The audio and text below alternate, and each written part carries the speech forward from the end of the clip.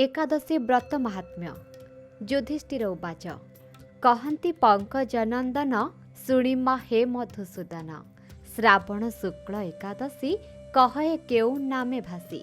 एकादशी पुण्यफल विधि सहिते आदिमूल। कहिबा जाहा शुणी नरे उत्सुक एबे स्वर्गपुरी। श्रीकृष्ण उवाच राजा हेमंते पचारन्ते आदरे कहन्ति अच्युते। शुण हे नृप सावधान जे पाप हरा कथा मान। ଯାହାର ଶ୍ରବଣରେ ହେଳେ ବାଜପେୟର ଫଳ ମିଳେ। ପୂର୍ବେ ଦ୍ୱାପର ଯୁଗ ଆଦି ପାଇଣ ମାହି ସ୍ମତି ଗାଦି। ଏକାହିଁ ରାଜା ହେଲା ତହିଁ ନମରେ ମହି ଜିତ କହି। ସେହୁ ପାଳନ କଲା ମହି ସମସ୍ତେ ଜହିଁ ସୁଖୀ ହୋଇ। ଏକା ନୃପତି ହେଲେ ଦୁଃଖୀ କୂଳରେ ତନୟନ ଦେଖି। ରୁଚିଲା ନାହିଁ ଧନ ମହି ସନ୍ତତ ପୁତ୍ର ଚିନ୍ତା ବହି। ପ୍ରାୟସ ନଥିଲେ ତନୟ ହୁଅଇ ଲୋକେ ଦୁଃଖମୟ। ଚିନ୍ତାରେ ପୁରେ ନୃପତିର ଗଲା ଯେ କାଳ ବହୁତର। ଗୃହୀଙ୍କ ଗୃହ ସୁଖତର ନୋହିଲା ପୁତ୍ର ନୃପଙ୍କର।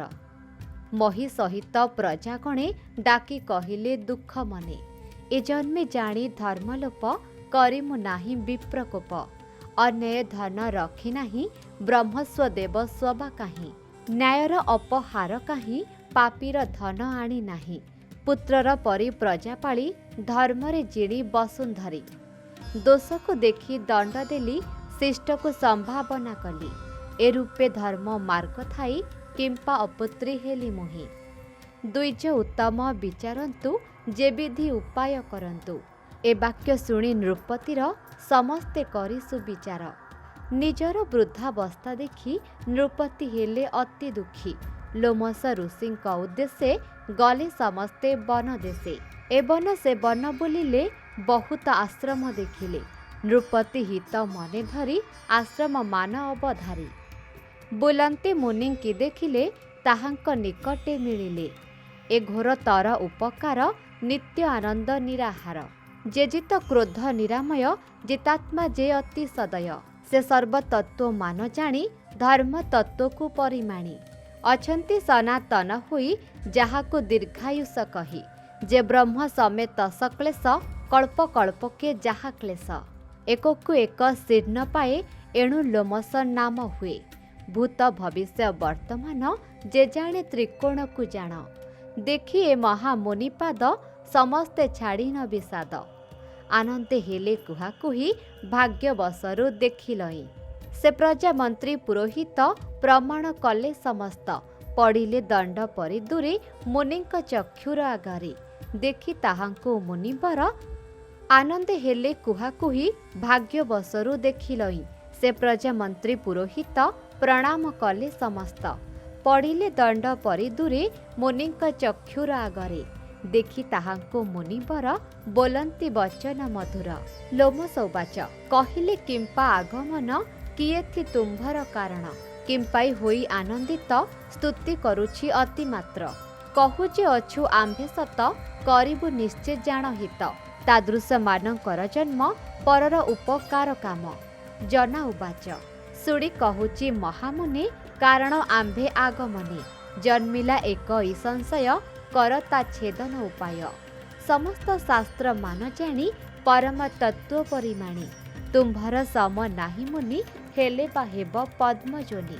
ଆମେ ସମସ୍ତେ ମହିଷ୍ମତି ପୁରର ପରଜା ପ୍ରଭୃତି। ଆସିଲୁ ଶୁଣି ତୁମ୍ଭ କୀର୍ତ୍ତି କରିବ ମନୋରଥ ତୃପ୍ତି। ଏ ମହାରାଜା ମହିଜିତ ପ୍ରଜା ପାଳନେ ପିତୃବତ। ତାହାଙ୍କୁ ପୁତ୍ରହୀନ ଦେଖି ବିଷାଦେ ହୋଇଅଛୁ ଦୁଃଖୀ।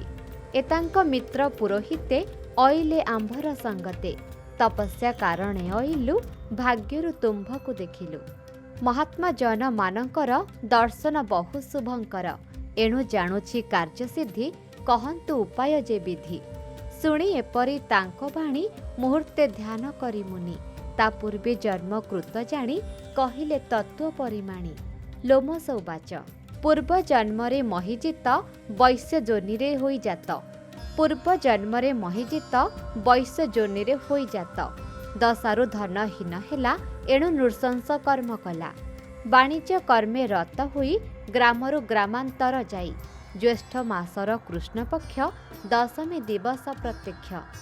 ଏଦିନ ମଧ୍ୟାହ୍ନ କାଳରେ तृषारे चित्त जल ठारे देखि कुपिता से सत्वर गला से पीबाकु नीर सबश्चा होई सेहि काले मिलिला एक गाई जळे निदाघे आर्त तृषावंत होई पियन्ते से बहुत घौड़ी देई से गाई की आपे पीला पय देखी से पाप कर्म एराजन जान होइला पुत्रहीन प्राक्तन दान पुण्य बळे नृप होइला महितळे प्रजा उवाच पुराणे शुणा अछि मुने पापर खेय हुए पुण्ये पुण्यर उपदेश दिय जेणे होइब पाप खेय दया करिणा तपोवंत मोरूपे महिष्मति कांत पाइबे वंशधर पुत्र सगोत्र होइब पवित्र लोमस उवाच श्रावण शुक्ल एकादशी जहाकु पुत्रदा भासी एकादशी महाव्रत कर समस्ते विधिमत से पुण्य निर्मल मानसे देव नृपति पुत्र आसे ए रूपे करन्ते नृबर अवश्य हेब वंशधर शुण लोमस सिद्धवाणी नृपर पुत्र हेला मणि आनंद मुनि की प्रणमी गले समस्ते निज भूमि प्रजा प्रभृति पुरोहित एठारु शुणी निज हित अत्यंत आनंदित होई काल आगम चाहि रही काल बसरु से श्रावणी प्रवेश हेला आजि जानी समस्त प्रातः स्नान सारी नृप सहिते नर नारी वांछित प्राप्त संकल्पिले पुत्रदा व्रत आरंभिले यथा विधिरे व्रत करी जाग्रत होई नर नारी द्वादश दिने स्नान करी विप्र अतिथि पूजा करी राजांकु पुण्य समर्पिले सुपुत्र पावतु बोइले पुण्य स्वीकार करी राजा करी देवता द्विज पूजा द्वादशी हविष्य सारिले वैष्णव संगे दिन नेले राणी पुत्रदा फल पाई शोभन गर्भवती होई शुभ दिन रे यथा काले से राणी पुत्र जन्म कले श्रावण शुक्ल एकादशी ए रूपे पुत्रदा विकासी दुई लोकरे सुख लोभा थिले ए कर्तव्य होइब श्रावण शुक्ल द्वादशी रे रवि रहन्ते कर्कटरे उद्देश्य वासुदेव हेब पवित्र रोपण करिब पवित्र कही बाजे शुण जानी करिब आरोपण खैम रजत त्यम हेम विभवे एगुण घेनिम कुश कौशय पद्मकाश ब्रह्मणी कर्तुक कार्पास एगुण मानकु घेनिम स्नान करेण त्रिगुणिम ग्रंथि छिद्रकु अवधरी पुणी ता तिनि गुण करी गोदोदानान्तरित शेष पूर्व दिवसे अधिवास विप्रंकु नमस्कार करी तेबे सुधर्मे परिचारी गुरुंकु आगरे बसाई आसन पदासन देई पवित्र स्वर्ण पात्रे भरी देव गंधादी पूर्व परी आउ जे वैष्णव ब्राह्मण पूजिब देई सुभोजन एथु देवंकु उद्धारिब पवित्र कृष्ण अंगे हेब रुद्रर मूल मंत्रे जाण विष्णुरे शिवे बा अर्पण वर्षकु वर्ष आचरिब पवित्र रोपण करिब ए शोक सागर संसार जेबे तरिबा इच्छा कर भक्ति मुक्तिरे जेबे लोभ ए व्रत केभे न छाड़िब विधिरे करिब ए व्रत विधिटी एथिरे नियत अन्यथा संवत्सर पूजी विफल हुओ थाओ बुझी करिण पवित्रारोपण महात्म्य श्रवणे अर्जुन एकादशी रे एत्रितय करी पापरु मुक्ति हुओ पुत्रदा एकादशी कर सुपुत्र सौख्य पाओ नर परलोकरे सुख पाओ जान स्वर्गकु ए उपाय इति श्री भविष्योत्तर पुराणे श्रावण शुक्ल पवित्र रूपिणी एकादशी महात्म्ये अष्टादशो अध्याय।